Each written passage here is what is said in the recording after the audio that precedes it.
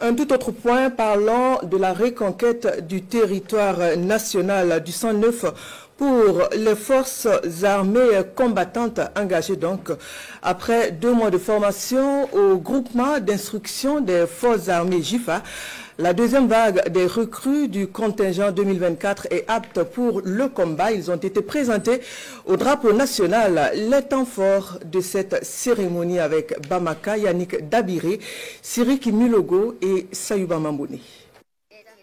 Ceci est un échantillon de la maîtrise des techniques de combat et maniement des armes. Des savoir-faire acquis après 2 mois de formation au groupement d'instruction des forces armées.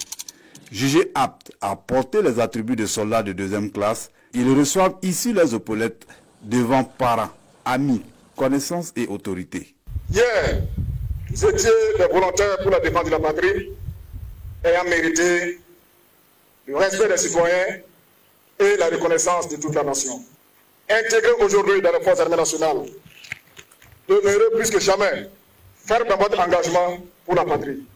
N'oubliez jamais que votre future qualité de soldat exige de vous en toutes circonstances patriotisme, loyauté, discipline, disponibilité, neutralité, intégrité, esprit de sacrifice, pouvant aller jusqu'au sacrifice suprême.